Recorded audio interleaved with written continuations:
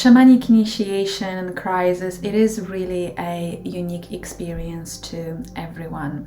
And what I'm about to share with you, it really comes from, first of all, my own personal experience, but also from experience working with other people who have been transitioning through shamanic illness and crisis onto the shamanic path. Even if you are not going through shamanic crisis and illness, the tips and advice that I will be sharing here today might be applied also to any other spiritual crisis, which might not be strictly a shamanic one.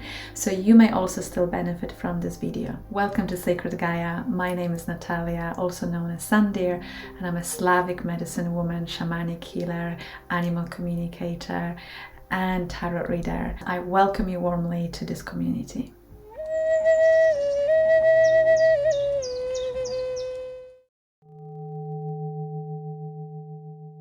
One of the first things that I usually invite people to do is really to normalize and embrace the experience. And that starts with the person that is experiencing shamanic crisis and illness, but also for everyone that surrounds this person. So if you are one of the people that are on the support side, you've got to normalize and embrace it. This has happened over centuries to many healers, to many shamans, and it will continue happening.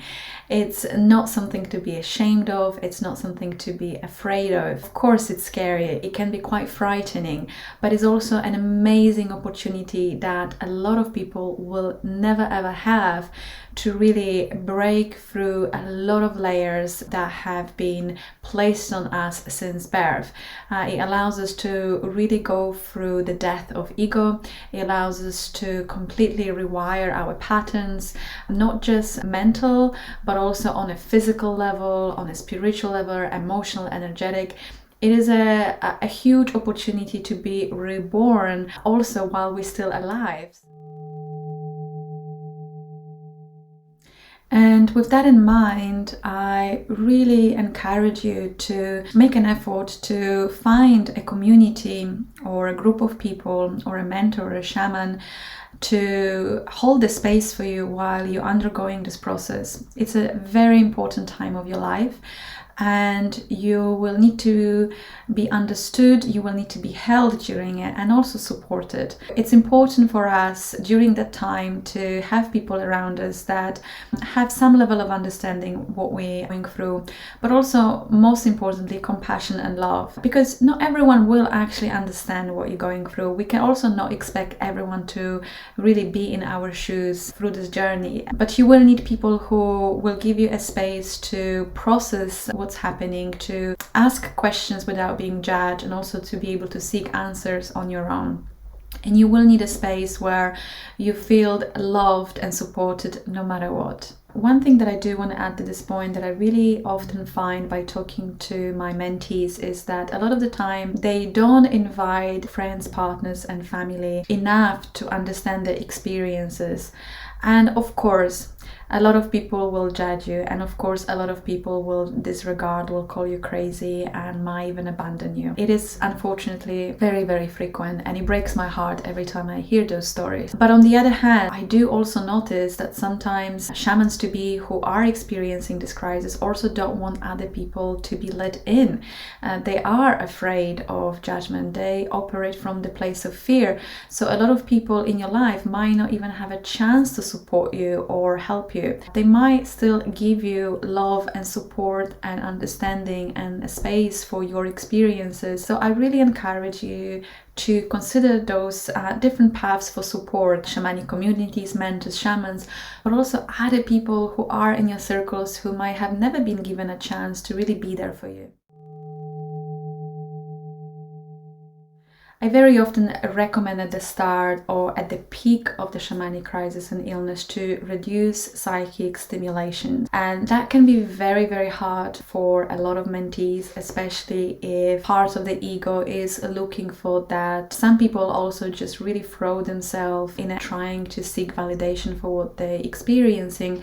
And that often results in overstimulation. On a practical level, what I usually recommend for some time is to cut yourself from any stimulating content, anything that really opens up your third eye, such as very intense meditation, visualizations, maybe also attending some events that are created for opening you up spiritually and allowing you to experience the reality in a non-ordinary way. It's not forever, but it is, first of all, to close certain communication channels with spirit world, because when you are going through shamanic crisis and illness, you are literally becoming a magnet to spirits, not just to the one that want to work with you, your allies, your team, but also any other spirits and energies who may be seeing this as an opportunity to be either seen, heard, or perhaps even to feed of your vulnerable state, such as your fears. I would really avoid in-depth spiritual practices just for the time being when you are in the peak of the shamanic crisis,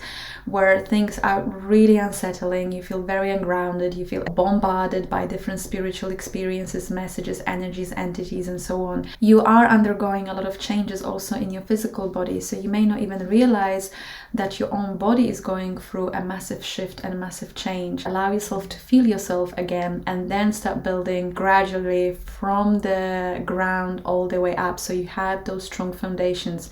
And these beautiful experiences will come back to you, but you will be way more stronger, you'll have a better discernment, your body will be more prepared.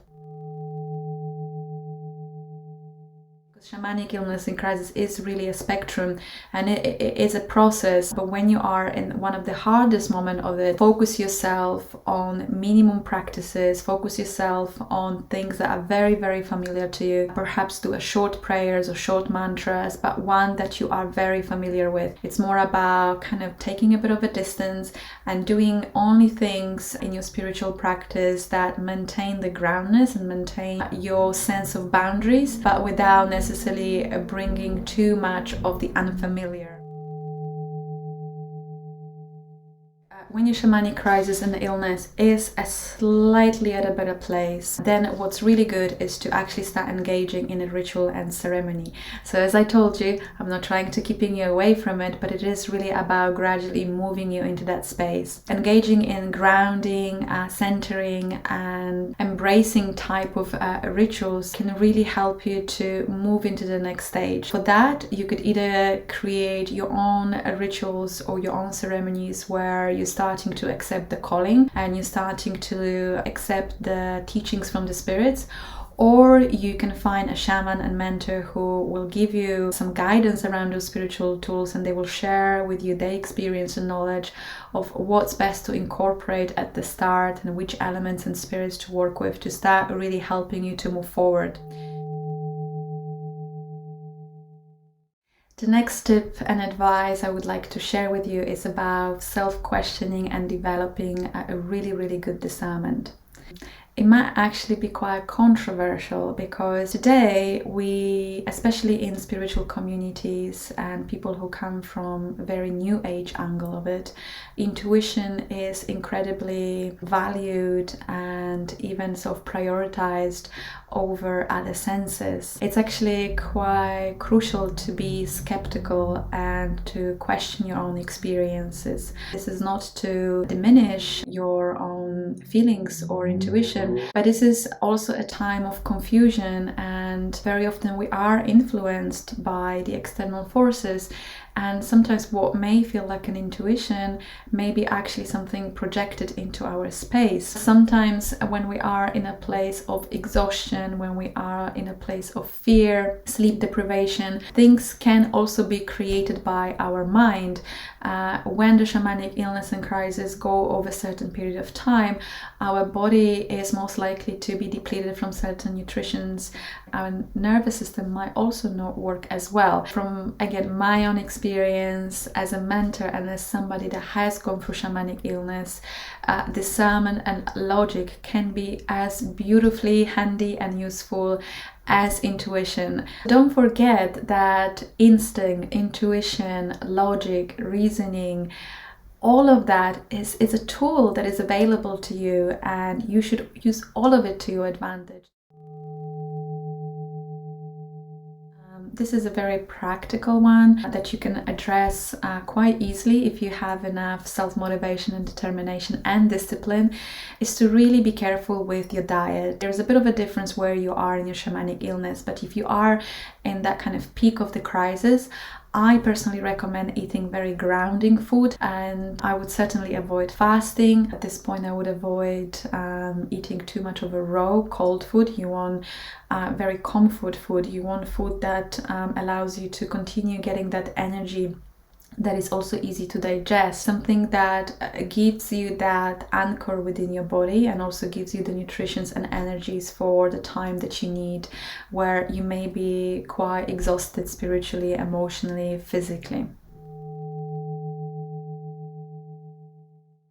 This one is actually one of my favorite, and believe it or not, a lot of people do resist it. I really invite you to start incorporating more grounding but simple practices and activities in your life. Sometimes the simplest solutions are the best. Anything alongside hiking, walking, spending time in nature, allowing yourself to get a good sleep, doing a housework, cleaning, organizing your space, all of that will have a really significant effect of centering yourself back in your body. If you can really find that tranquility and calmness in nature, please prioritize that absolutely over everything, maybe after a good sleep.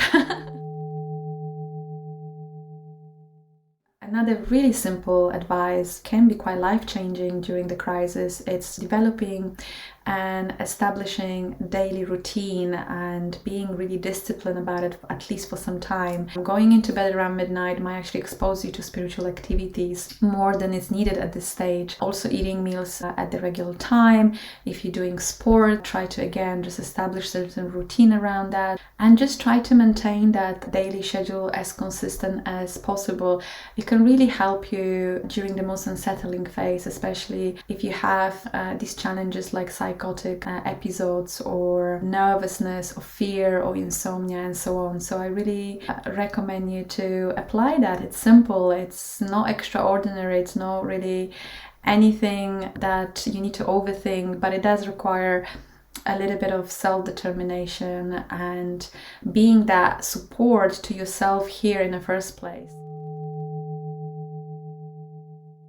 Sleep and rest is critical. I really would like you to look at your sleep pattern and how many hours of the good sleep you actually take, because you may be in bed for hours, but you may not be getting enough rest or sleep.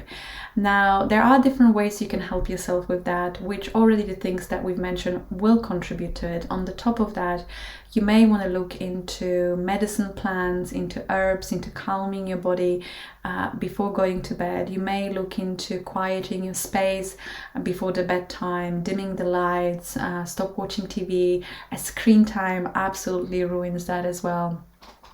So you may want to sort of minimize a certain stimulation in your environment like a couple of hours before the bedtime, and support yourself with the most beautiful plant medicines that are available to us, and a lot of them you can buy just purely in the shop next door. So I really recommend you to look into that, because sleep and rest is one of those critical things. If you're not going to get your body in that restful place, everything will feel too overwhelming and it will be much more harder to navigate. Now, this should be a fun one, but I really think it's a great way of channeling your experience and making it as graceful as possible. It's really about channeling your experiences through creative work. For all of you, that might be something different. You may like to express yourself through movement, through dance. Maybe you like painting, maybe you like journaling, writing poetry. The possibilities are unlimited. A lot of the times, these experiences just need a way to be not just expressed, but also some things need to be purged. And this is also one of the way of purging, and sort of also one of the ways of rewiring of your body and of your energetic system, and also one of the ways of releasing things that are still sort of stuck and blocking and making us really uncomfortable. Let's talk for a second about embracing your shadow side. When you go through this initiation, when you go through shamanic initiation, what happens is that you are being exposed to the darkest corner of your own heart and your own soul. It's not avoidable because you are going through the process of shedding some layers on your ego.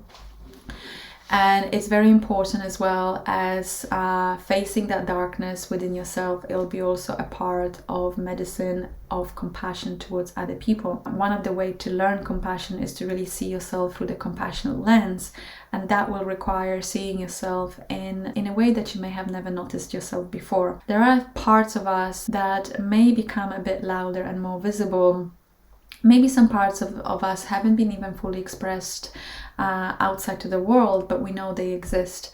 So I just want you to get ready for that, because that is either coming or you may have already experienced that.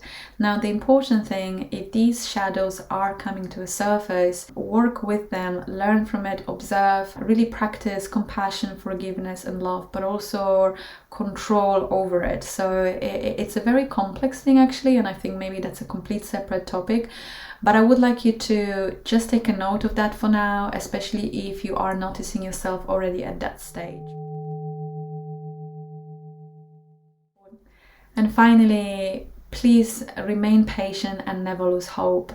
This process can really take some time, and I've seen it so many times where people thought where they've gone through a shamanic illness just because they had a bit of a better period of time, and yet they had to go through a couple of more phases down the line, and that was making them incredibly frustrated because they thought they were already over it. Especially the dark moments, the dark night of the soul, can be incredibly discouraging, and we could very often lose hope that things will just get better. But things will get better, and the way you will grow out of it is going to be so beautiful and so powerful, but also so humbling. And you will cherish those experiences a bit later down the line. They might not feel so great, when they are still fresh. But the wisdom that you'll take out of it and the strength that you'll take out of it, it'll be unreplaceable. So please arm yourself and practice patience, patience with yourself, patience with spirits, and also patience with people around you who may be learning your journey as you learning your own experience, but also people who may want to support you but don't really know just yet how to do it in a way that is actually really, really helpful to you. And finally, just be patient with the journey itself, because it's not something that's supposed to happen overnight. You're supposed to go step by step and observe, explore, learn, take notes, and navigate through it in a way that you can change direction at the given moment. So have patience with the path of a shaman. It's a path that will continue unfolding for you throughout your whole life. And don't try to speed this up because maybe you have a certain goal in mind or certain ambition. Have hope. There is a lot of people that are in a very similar position just as you. And there are a lot of people who are a little bit ahead of you on that journey, and they are the living proof that this is something that can be overcome and can become incredibly transformative, incredibly empowering, and it can become a gateway to our greater purpose that we came to really fulfill in this life. Thank you so much for being here and listening and watching. And I would love to hear from you as well on your experiences, and perhaps other people in the community would love to hear from you how you've dealt or how you are dealing with shamanic crisis and illness. If you'd like to learn more about shamanic crisis and illness, or if you'd like to work with me one-on-one, I will leave all the details in a description box below. Please reach out, don't hesitate to get in touch, and also don't hesitate to talk to each other. The best thing we can do is to really support each other through sharing, embracing and normalizing. Lots of love. Bye bye.